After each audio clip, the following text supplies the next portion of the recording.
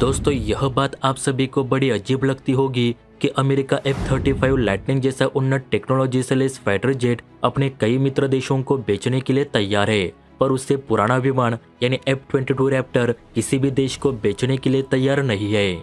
F-22 Raptor America के सबसे बेहतरीन लड़ाकू विमानों में से एक है।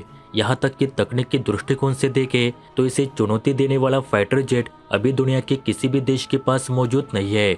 अमेरिका का सबसे करीबी मित्र देश यानी जापान चीन की चुनौतियों को देखते हुए F-22 रैप्टर की मांग लगभग 10 सालों से कर रहा है, पर अब तक अमेरिका ने जापान को भी इन विमानों को नहीं बेचा है। यह आपको बता दूं कि अमेरिका जापान को अपना करीबी देश इसलिए भी मानता है क्योंकि जापान एक ऐसा देश है जिसे द्वितीय विश्व युद्ध के बाद अमेरिका ने एक ऐसा संविधान दिया है कि वो अपनी सेना और सैन्य शक्ति का विकास नहीं कर सकता। इस नजरिए से अमेरिका का यह फर्ज बनता है कि अमेरिका जापान की हर तरह से सैन्य सहायता के लिए हमेशा तैयार रहे। तो अब बात करते हैं कि आखिर क्यों अमेरिका इतने अच्छे विमान को बेचना नहीं चाहता। वैसे आप सभी को पता है कि F-22 रैप्टर एक 5वीं पीढ़ी का स्टेल्थ विमान है जिसे डबल इंजन के साथ लंबी दूरी के मिशंस के लिए खास तौर पर बनाया गया है। बहुत कम देशों के पास ऐसे फाइटर जेट्स है जो इस तरह की काबिलियत रखते हैं। वर्ष 2005 में अमेरिकी एयरफोर्स में आने के बाद इसने तो मानो दुनिया में अमेरिकी एयरफोर्स का दबदबा ऐसा बनाया हुआ है कि अमेरिका की तरफ कोई आंख उठाकर भी नहीं देखना चाहता। इसके रहते अमेरिकी वायु सीमा में कोई भी दाखिल नहीं हो सकता, इसलिए लगभग एक दशक तक यह अमेरिका का बेताज बादशाह रहा है। बेताज बादशाह इसलिए भी क्योंकि इसके टक्कर में अन्य कोई विमान अभी तक नहीं आया है जो इसका प्रतिद्वंद्वी बन सके।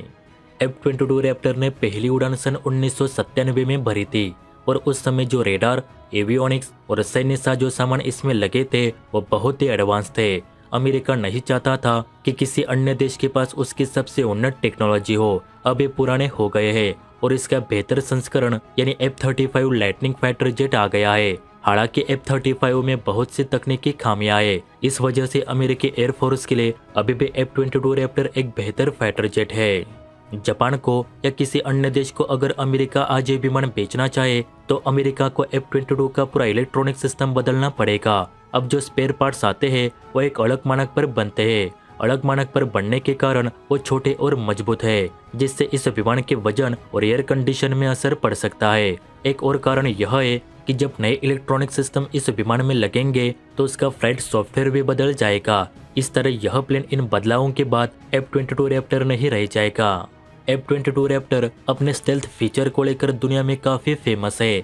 एक्सपर्ट बताते हैं कि F-22 रैप्टर रेडार पर बहुत ही कम दिखता है, जिस वजह से दुश्मन को यह अदृश्य ही मालूम होता है।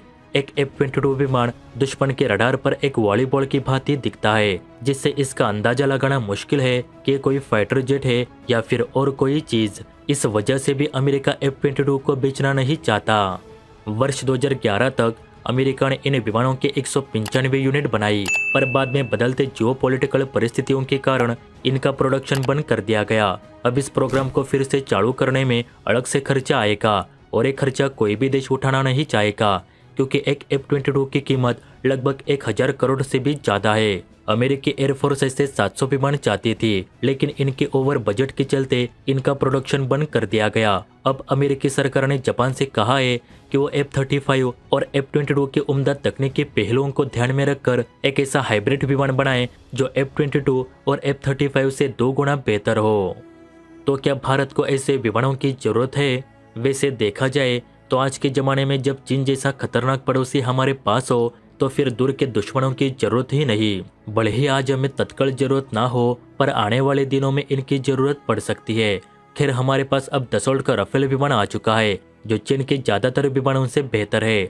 आपको जानकर खुशी होगी कि राफेल में ऐसे इलेक्ट्रॉनिक सिस्टम लगे हैं जो F-22 रैप्टर जैसे विमान को पकड़ने की क्षमता रखते हैं। कहा जाता है कि एक ट्रेनिंग एक्सरसाइज के दौरान राफेल ने F-22 पर मिसाइल लॉन्च की थी।